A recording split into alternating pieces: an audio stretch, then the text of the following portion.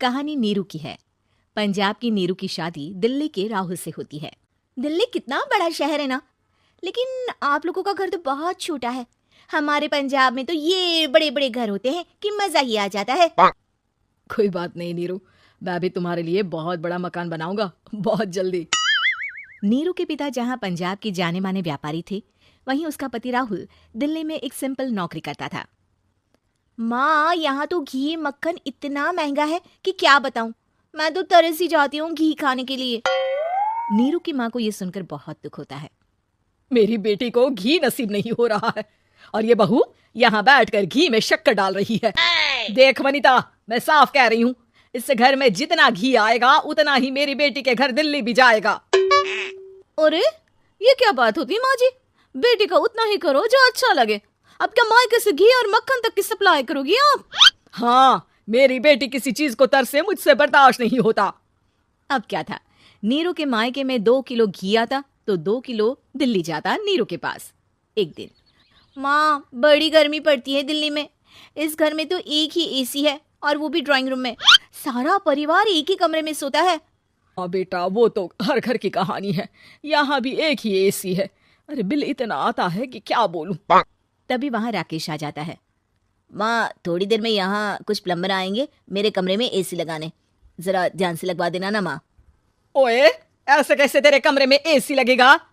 हाँ राकेश, एक बार बात तो कर लेता। अरे पापा, वो वनिता को गर्मी में नींद नहीं आती। ड्राइंग रूम में सबके साथ सोने में वो अनकंफर्टेबल है, इसलिए। अरे पूरे परिवार के साथ वहाँ तेरी बहन नीरू भी तो सोती है, वो नहीं हो रही क्या अनकंफर्टेबल? समझ रहा है ना? अगर एसी लगेगा तो एक दिल्ली में तेरी बहन के कमरे में भी लगेगा, तभी तू लगा सकेगा। राकेश वनिता को सारी बात बताता है। वनिता करती भी क्या, मन मारकर बैठ जाती है। माँ, ये लोग ठीक नहीं है, क्या करूं मैं? अरे बेटी, यहाँ आ जा, तू यहाँ आकर रह ले। अरे छोड़ दे ऐसे पति को। कैसे छोड़ दूं माँ? समाज क्या कहेगा, लोग क्या कहेंगे? वैसे भी मेरा एक बेटा है मयंक। अरे हटा बेटा, तेरी उम्र ही क्या है, इतनी परेशान रहेगी तो काम कैसे चलेगा। खैर, बात आई गई हो जाती है। माँ को लगता है कि नीरू ठीक है, तो वहीं नीरू के मन में एक ही लाइन चल रही होती है, यहाँ आ जा। माँ ने तो बोल ही दिया है कि यहाँ आ जा। बस मयंक थोड़ा सा बड़ा हो जाए, इन गरीबों को छोड़कर मैं वापस माँ के पास ही चली जाऊंगी। वो इसी सोच में बाजार में चल रही थी कि मैम, आपका दुपट्टा जमीन को छू रहा है। नीरू जैसे ही उस लड़के की तरफ देखती है, देखती ही रह जाती है। हाय रे, कितना सुंदर लड़का है ये। अब क्या हुआ? मैंने कहा आपका दुपट्टा। तो खुद ही उठाकर दे दो ना। लड़का समझ जाता है कि नीरू उस पर फिदा हो चुकी है। वो उससे उसका नंबर लेकर चला जाता है। अब क्या था, नीरू और रोहित में लगातार बातें होने लगती है। मैं हरियाणा का रहने वाला हूँ, यहाँ एक बड़ी कंपनी का मैनेजर हूँ। अच्छा, और कितने बच्चे हैं तुम्हारे? बच्चे? अरे मेरी तो शादी भी नहीं हुई है। तुम बताओ, शादी करोगी? नीरू शर्मा जाती है। अब लेकिन मैं तो पहले से ही शादीशुदा हूँ। मुझे फर्क नहीं पड़ता, बस तुम शादी कर लो, भाग चलते हैं। बहुत पैसे वाला हूं मैं, हमेशा खुश रखूंगा तुम्हें। नीरू रोहित से मिलकर सारा प्लान बना लेती है और फिर एक दिन घर से भाग जाती है। दोनों शादी कर लेते हैं। शादी के बाद, क्या बात है नीरू, तुम्हें परेशान सा देखता हूँ, सब ठीक तो है ना? हाँ, सब ठीक है।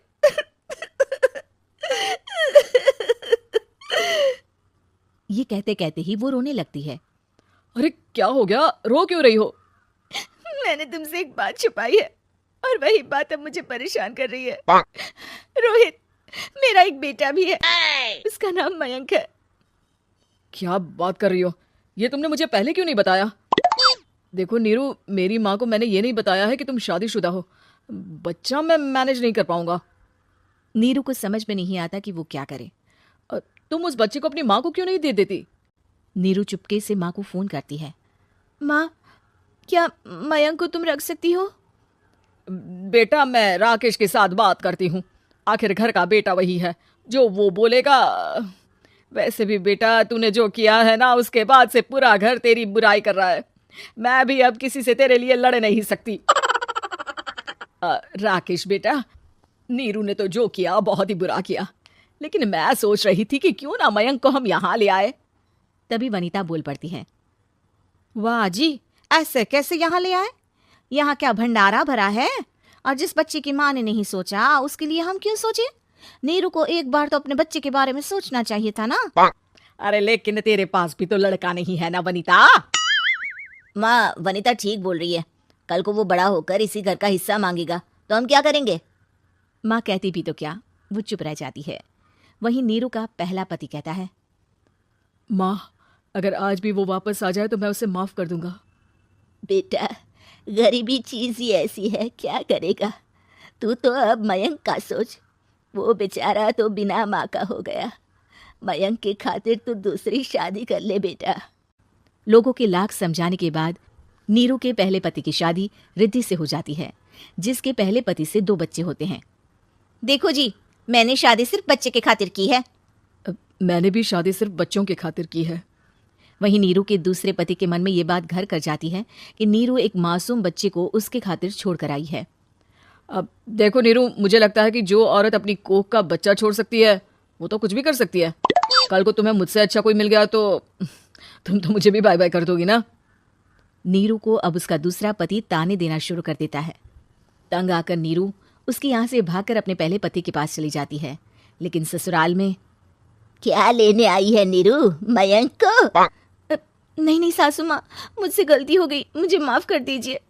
नीरू, अब वक्त खत्म हो गया है, मेरी शादी हो चुकी है। तो छोड़ दो ना उसे, हमारा बच्चा है। मैं आपको अपनी माँ नहीं मानता, मेरी नहीं मान तो बात अच्छी है। नीरू मयंक की बात सुनकर समझ जाती है कि उसके पास अब ना आसमान रहा ना ही जमीन।